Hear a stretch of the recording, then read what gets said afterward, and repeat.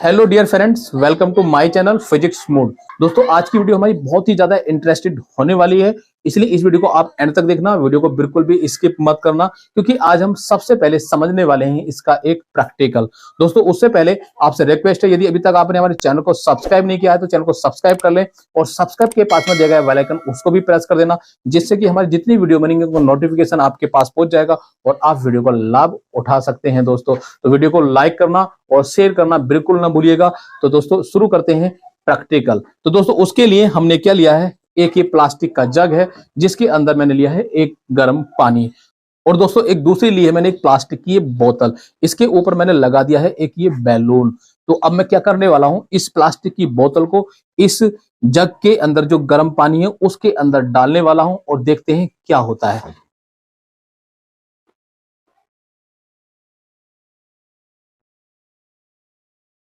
तो दोस्तों, आप देख रहे हैं कि इस पानी के अंदर जैसे ही मैंने बोतल को डाला है तो ये जो बैलून है ये बिल्कुल सीधा खड़ा हो गया है। तो ऐसा क्यों हुआ, किस वजह से हुआ है? तो आइए दोस्तों, इस बात को समझने के लिए मैंने बनाया है एक डायग्राम, और ये मेरे पास डायग्राम है जैसे मैंने अभी आपको दिखाया था कि ये एक जग है और इसके अंदर गर्म पानी भरा हुआ है, और जिसके अंदर एक बोतल को मैंने डाला है, उस बोतल पे मैं लगा रखा है एक बैलून। तो दोस्तों, बोतल के अंदर जो एयर भरी हुई है वो इसके द्वारा हमने क्या किया, इसके द्वारा इसके अंदर क्यू यानी कि डी क्यू हीट गई, और वो जो डी क्यू हीट गई है वो दो भागों में बट गई। तो दो भागों में कौन कौन सी बट गई है, एक तो इसमें वर्क करने में और एक इसकी इंटरनल एनर्जी को बढ़ाने में। तो इंटरनल एनर्जी इसकी डी यू बढ़ गई और इस पे जो वर्क हुआ वो डी डब्ल्यू हुआ। तो इस प्रकार से हम ये कह सकते हैं यहाँ पर कि delta Q is equal to delta U plus delta W, या हम कह सकते हैं D Q is equal to D U plus D W. तो दोस्तों, ये थर्मोडायनेमिक्स का फर्स्ट लॉ होता है, और ये जो थर्मोडायनेमिक्स का फर्स्ट लॉ है वो किस प्रकार से एक्सप्लेन किया जा सकता है। यदि हम किसी सिस्टम को कोई डी क्यू हीट दें तो वह सिस्टम उस ली गई हीट को दो भागों में यूज कर लेता है। पहला भाग ये होता है कि वो अपनी इंटरनल एनर्जी में कुछ भाग उसका खर्च कर लेता है, और जो शेष भाग बचता है उसको वर्क करने में खर्च कर देता है। तो इसका मतलब यह है कि अगर हम किसी भी सिस्टम को कोई हीट देंगे तो वो हीट दो भागों में बढ़ जाएगी। एक कौन सा भाग होगा, सिस्टम की इंटरनल एनर्जी को चेंज करने में खर्च हो जाएगा, और दूसरा भाग वर्क करने में खर्च हो जाएगा। अब ये जो वर्क किया, उस वर्क के कारण ही ये बैलून क्या हो गया, फूल गया, यानी कि ऊपर की ओर खड़ा हो गया, जैसे कि आप अभी एक्सपेरिमेंट में देख रहे थे। आइए इसको डिटेल से हम समझते हैं। तो डिटेल से समझने के लिए ये हमने एक यहाँ पर सिलेंडर बना रखा है, और इस सिलेंडर के अंदर भरी है गैस। दोस्तों, सिलेंडर के अंदर एक पिस्टन है और इस सिलेंडर की ये वॉल है। अब हम क्या करते हैं, इसको देखने के लिए हम इस पिस्टन पे कुछ वेट रखते हैं। तो जैसे ही हम कोई वेट रखते हैं तो वेट रखने के कारण ये जो पिस्टन है नीचे की ओर चलना शुरू कर देती है। दोस्तों, किसी भी सिलेंडर के अंदर जो पिस्टन लगी होती है वो एकदम फ्रीली लगी होती है। फ्रीली का मतलब वो घर्षणहीन यानी कि बिना फ्रिक्शन के ऊपर नीचे अप डाउन कर सकती है। तो जैसे ही हम इस पर कोई वेट रखते हैं तो ये जो पिस्टन है नीचे की ओर चलना शुरू कर देती है। अब ये पिस्टन इस भरे हुए सिस्टम यानी कि जो गैस भरी है इस सिलेंडर के अंदर, उसको हम कहते हैं सिस्टम। तो सिस्टम पे क्या करेगी, एक कोई फोर्स लगाएगी एफ। अब ये जो एफ फोर्स लगा रही है, ये पूरा सिलेंडर भरा हुआ है, तो जो सिलेंडर के अंदर गैस भरी हुई है वो एक पर्टिकुलर एरिया में भरी हुई है। तो इसका मतलब ये है कि जो पिस्टन है एक पर्टिकुलर एरिया पे फोर्स लगाएगा। तो जैसे ही पिस्टन पर्टिकुलर एरिया पे फोर्स लगाएगा तो उस एरिया को हम कहेंगे क्रॉस सेक्शन एरिया, जिसको ए से रिप्रेजेंट करते हैं। तो यहाँ पर क्या लग रहा है, फोर्स लग रहा है, और किसी एरिया पे लगने वाला जो फोर्स होता है उसको हम कहते हैं दाब। क्या कहते हैं उसको दोस्तों, हम दाब कहते हैं, यानी कि प्रेशर कहते हैं। तो इस प्रकार से हम वर्क को भी समझ सकते हैं। तो दोस्तों, यहाँ पर जो फोर्स है एफ, ये किसके बराबर होगा? तो पहले बात कर लेते हैं दाब की, यानी कि प्रेशर की। P इज इक्वल टू जो होता है वो होता है बल बटे क्षेत्रफल। तो दोस्तों, बल बटे क्षेत्रफल का मतलब F अपॉन A। तो इस प्रकार से यहां से हम F का मान निकाल सकते हैं। तो F इज इक्वल टू हो जाएगा यहाँ पर P इंटू A। तो दोस्तों, ये प्रेशर है और ये एरिया है। तो ये तो हमने समझ लिया यहाँ पर फोर्स के बारे में। अब जैसे ही पिस्टन नीचे की ओर चलेगी तो नीचे की ओर चलने पे कुछ क्या होगी, डिस्प्लेसमेंट होगा इसके अंदर। मान लिया पिस्टन यहाँ पर आ गई, और जब यहाँ पर आएगी तो यहाँ से यहाँ तक क्या हो गया, इसके अंदर डिस्प्लेसमेंट। तो इस डिस्प्लेसमेंट को मान लेते हैं ds, कि मान लिया कितना डिस्प्लेसमेंट हुआ इसके अंदर, ds डिस्प्लेसमेंट हुआ। तो अब वर्क की हम बात करें तो वर्क क्या है, किसको हम कहेंगे वर्क, वर्क कैसे हुआ? तो दोस्तों, अब वर्क को हम समझते हैं सबसे पहले हमने क्या समझा यहाँ पर, हमने समझा कि एक पिस्टन है और पिस्टन पे जैसे ही वेट रखे तो वेट रखने के कारण पिस्टन कहां चली गई, नीचे की ओर चली गई। और कितना चली गई वो नीचे की ओर, ds डिस्टेंस डिस्प्लेस्ड हो गई, जिसके कारण इस सिस्टम का जो वॉल्यूम था वो वॉल्यूम कम हो जाएगा। तो सिस्टम का जो वॉल्यूम है, वॉल्यूम क्या हो गया, चेंज हो गया। किसके कारण चेंज हुआ, इस डिस्प्लेसमेंट के कारण। जैसी वॉल्यूम चेंज हुआ तो वॉल्यूम जब घटता है तो टेम्परेचर बढ़ता है। तो इसका मतलब यह है कि वॉल्यूम घटा और टेम्परेचर बढ़ा, जिसको हमने अपनी थर्मोडायनामिक्स की फर्स्ट वीडियो में बहुत अच्छे से डिटेल में समझाया है कि वॉल्यूम के घटने पर किस प्रकार से टेम्परेचर बढ़ता है और या टेम्परेचर के बढ़ने पे किस प्रकार से वॉल्यूम घटता है। तो दोस्तों ये जो टेम्परेचर बढ़ रहा है यही हमारा इसकी इंटरनल एनर्जी में चेंज हो रहा है। तो अब जो चेंज हुआ उसको हम कहेंगे चेंज ऑफ इंटरनल एनर्जी। ठीक है, अब किसके कारण हुआ, फोर्स के कारण हुआ। तो जब कहीं पर कोई फोर्स लगता है और उसके कारण डिस्प्लेसमेंट हो जाता है तो उसको कहते हैं हम वर्क। क्या होता है, वर्क। तो इसका मतलब यहां पर क्या हो गया, डी डब्ल्यू वर्क हो गया। तो डी डब्ल्यू जो वर्क हुआ है वो किस प्रकार से हुआ है दोस्तों, यहां पर देख लेते हैं कि जो डी डब्ल्यू वर्क है, यहां पर समझ लेते हैं इसको, डी डब्ल्यू वर्क। तो ये वर्क किसके बराबर, ये होता है बल गुणा विस्थापन के बराबर, यानी कि डी एस के बराबर। अब दोस्तों यहां पर बल का मान कितना निकाला हमने, P गुणा ए। तो यहां पर लिख सकते हैं P गुणा ए और इनटू डी एस। तो दोस्तों यहां पर ये क्या है, डिस्प्लेसमेंट, और ये क्या है, एरिया। तो एरिया क्या होता है, लंबाई गुणा चौड़ाई या चौड़ाई गुणा ऊंचाई। इस प्रकार से हम इसको एक्सप्लेन कर सकते हैं, लंबाई गुणा चौड़ाई भी कह सकते हैं या चौड़ाई गुणा ऊंचाई भी कह सकते हैं।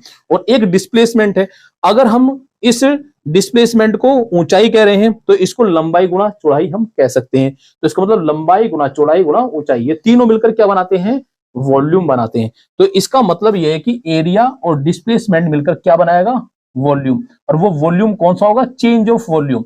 चेंज का मतलब कितना वॉल्यूम चेंज हुआ यहाँ पर। तो वॉल्यूम मान लिया पहले कितना था, V1 था, और फिर कितना हो गया V2। तो V2 minus V1 is equal to delta V या dV भी हम उसको कह सकते हैं। तो इसका मतलब हो गया हमारे पास P इंटू dV। तो हमने क्या लिखा, A इंटू ds की जगह dV लिख दिया। तो ये किसके बराबर आएगी, हमारा dW के बराबर। तो यहां से दोस्तों ये वर्क निकल आया, यानी कि dW कितना हो जाएगा, PdV। तो PdV जो हुआ इसमें वर्क हुआ, और वर्क किसके कारण हुआ, यहां पर जब इस सिस्टम पर हमने कोई फोर्स लगाया, और ये फोर्स लगाया पिस्टन के द्वारा। समझ में आ गई बात। फिर क्या हुआ, जैसी वॉल्यूम में चेंजिंग आई तो चेंजिंग होने के कारण इसके टेम्परेचर में परिवर्तन हो गया, यानी कि टेम्परेचर क्या हो गया, इंक्रीज हो गया। और जब टेम्परेचर इंक्रीज होता है तो उसका मतलब कहां से आया टेम्परेचर, कहीं बाहर से तुमने टेम्परेचर दिया नहीं है। जो मॉलिक्यूल की इंटरनल एनर्जी थी, यानी कि जो सिस्टम की इंटरनल एनर्जी थी, वो सिस्टम की इंटरनल एनर्जी ज्यादा जगह में थी, अब थोड़ी सी जगह में आ गई है।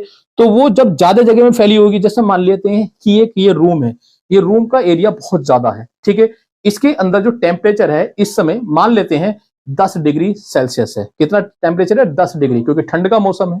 अब मैं क्या करता हूं, इसके जो इन्वायरमेंट है, यानी कि जो गैस इसके अंदर भरी हुई, यानी कि जो एयर भरी हुई है, इस एयर को बाहर ना निकलने दूं, दीवारों को अंदर की ओर खिसकाता रहूं, ये चारों दीवार, ऊपर की छत को भी नीचे खिसकाता रहूं, और खिसका के एक छोटा सा रूम बना दूं।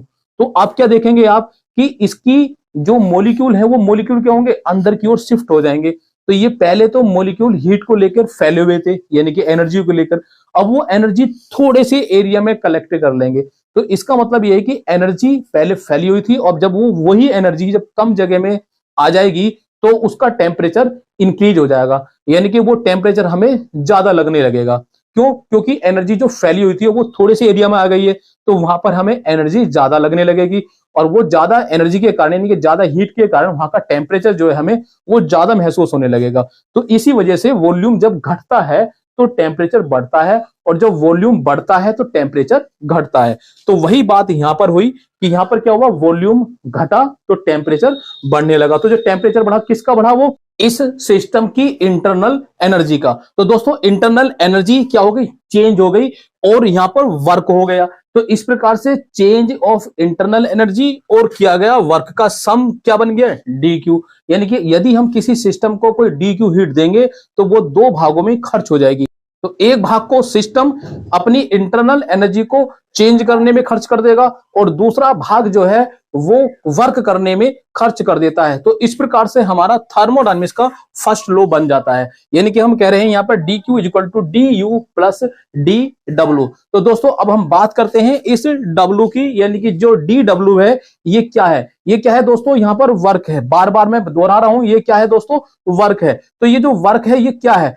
किसी भी सिस्टम का, या हम ये कह सकते हैं कि जो वर्क होता है वो एक प्रकार का ऐसा मेथड होता है कि जो सिस्टम और परिवेश के बीच में हीट का एक्सचेंज करता है या एनर्जी का क्या करता है? एक्सचेंज करता है। तो दोस्तों जो एनर्जी का विस्थापन होता है वही हमारा वर्क कहलाता है। तो दोस्तों ये जो वर्क है सिस्टम का इंटरनल और एक्सटर्नल कब कहलाएगा, ये वाली बात यहां पर समझने की है। तो कैसे समझेंगे इसको? हम ऐसे समझ सकते हैं कि यदि सिस्टम द्वारा सराउंडिंग पर कोई ऐसा फोर्स लगाया जा रहा है जिसके कारण क्या हो रहा है? सराउंडिंग में विस्थापन हो रहा है, यानी कि सराउंडिंग डिस्प्लेस हो रहा है, तो यहां पर जो किया गया वर्क है वो एक्सटर्नल वर्क कहलाएगा। और यदि सराउंडिंग द्वारा सिस्टम पे वर्क हो रहा है, या हम ऐसे कह सकते हैं कि किसी भी सिस्टम का एक भाग किसी दूसरे भाग पर कोई फोर्स लगा रहा है और उसके कारण उसमें डिस्प्लेसमेंट हो रहा है, यानी कि विस्थापन हो रहा है, तो यहां पर जो किया गया वर्क है वो सिस्टम का इंटरनल वर्क कहलाएगा। दोस्तों क्या कहलाएगा? सिस्टम का इंटरनल वर्क। दोस्तों आज की वीडियो में सिर्फ इतना ही, और इससे आगे यदि आपको समझना है या और भी टॉपिक थर्मोडायनेमिक्स से रिलेटेड या फिजिक्स से रिलेटेड, जो भी आपका मोस्ट इंपॉर्टेंट टॉपिक बन रहा हो जिसको आपको अच्छे से समझना हो, विद एक्सपेरिमेंट के समझना हो, तो दोस्तों उस टॉपिक को आप कमेंट बॉक्स में लिखकर जरूर बताएं कि कौन सा टॉपिक आपको समझना है। मैं उसी टॉपिक पर वीडियो बनाऊंगा और उसको विद एक्सपेरिमेंट के आपको समझाऊंगा। तो दोस्तों यदि वीडियो पसंद आई हो तो वीडियो को लाइक जरूर कर दें और ज्यादा से ज्यादा शेयर कर दें। दोस्तों एक रिक्वेस्ट फिर से आपसे यह है कि यदि अभी तक आपने हमारे चैनल को सब्सक्राइब नहीं किया है तो प्लीज दोस्तों चैनल को सब्सक्राइब जरूर कर लें, और सब्सक्राइब के पास में जो दिया गया बेल आइकन है उसको भी प्रेस कर देना, जिससे कि हमारी जितनी वीडियो बनेंगी उनका नोटिफिकेशन आपके पास पहुंच जाएगा और आप उन वीडियो को देख भी सकते हैं और देखने के साथ साथ उसका लाभ भी उठा सकते हैं दोस्तों। और यदि आपने हमारे चैनल को सब्सक्राइब कर रखा है तो उसके लिए आपके लिए बहुत बहुत धन्यवाद, और जो सब्सक्राइब करने वाले हैं उनके लिए भी बहुत बहुत कोटि कोटि धन्यवाद। मिलते हैं अपनी नेक्स्ट वीडियो में, तब तक के जय हिंद, वंदे मातरम।